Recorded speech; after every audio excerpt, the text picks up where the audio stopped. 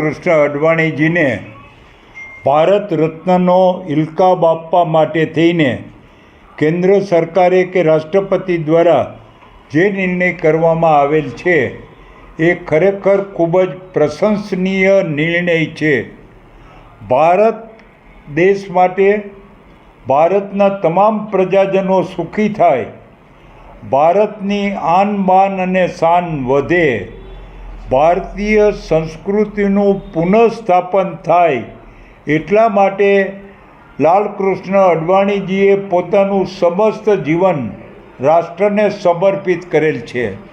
આપણે જો એમ કહીએ કે અડવાણીજીએ પોતાના જીવનની એક એક ક્ષણ અને શરીરનો એક એક કણ એ રાષ્ટ્રને સમર્પિત કરવા માટે થઈને હંમેશા તૈયાર હતા અને આજે 96 વર્ષની ઉંમરે પણ એવો રાષ્ટ્ર માટે થઈને કાર્ય માટે સક્રિય રહેલા છે. આવું વિરલ વ્યક્તિત્વ ધરાવનાર, હિંમતબાજ અને કાર્યની અંદર કુશળતા પ્રાપ્ત કરનાર વ્યક્તિને ભારત રત્નથી નવોજિત કરવામાં આવે એ ખરેખર ખૂબ પ્રશંસનીય વાત છે.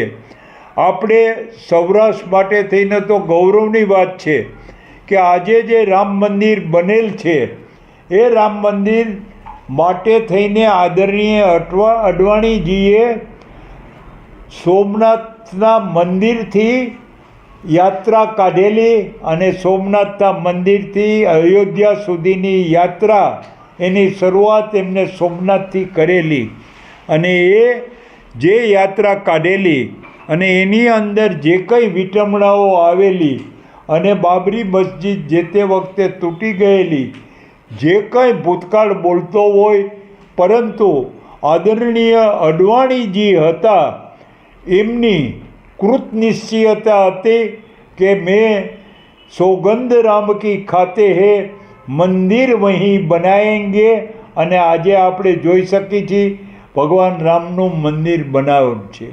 આપણે કોઈની મિલકત જપ્ત કરેલ નથી.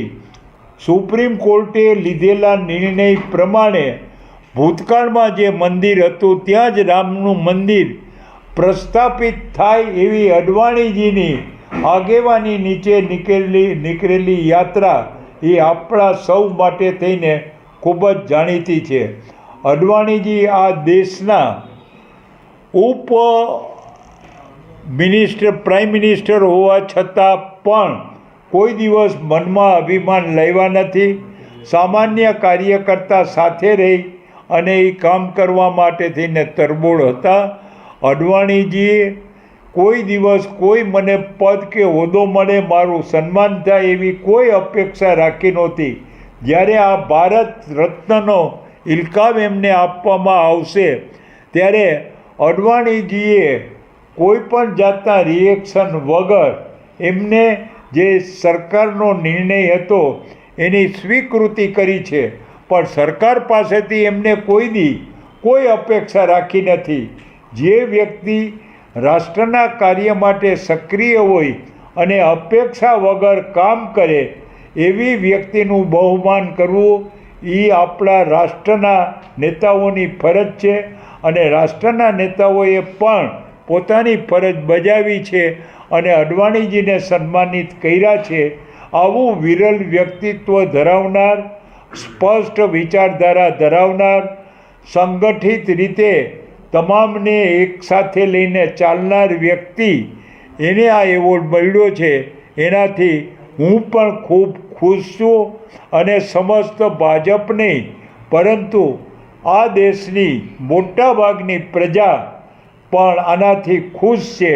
આવા વ્યક્તિને ખૂબ ખૂબ ધન્યવાદ અને કેન્દ્ર સરકારને પણ નિર્ણય લેવા માટે થઈને ખૂબ ખૂબ ધન્યવાદ, આભાર.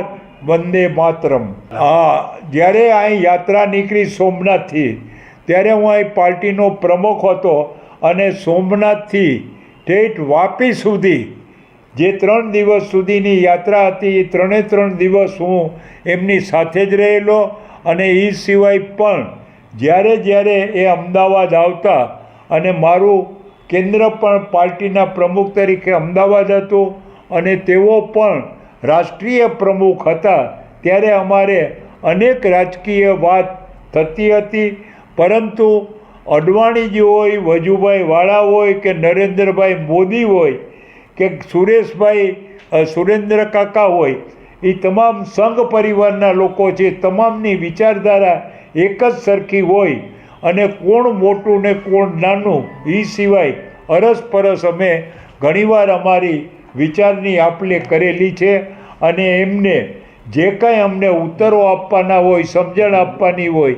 એ એને પણ આપેલી છે. એમની સાથેનો સહયોગ કરવો, એમની સાથે વાતચીત કરવી એ ખૂબ જ આનંદની વાત હતી. મેં નથી ધાર્યું કે અડવાણીજી કોઈ દિવસ ગુસ્સે થયા હોય. ગમે એવી વ્યક્તિ કામ માટે થઈને આવે તો એને યોગ્ય જવાબ આપે, એના કામ માટેનું યોગ્ય માર્ગદર્શન આપે અને સહાયરૂપ થવાની ભાવના એમના મનમાં જે પડેલી હતી એને એ પ્રદર્શિત કર્યા વગર રહેતા નહીં.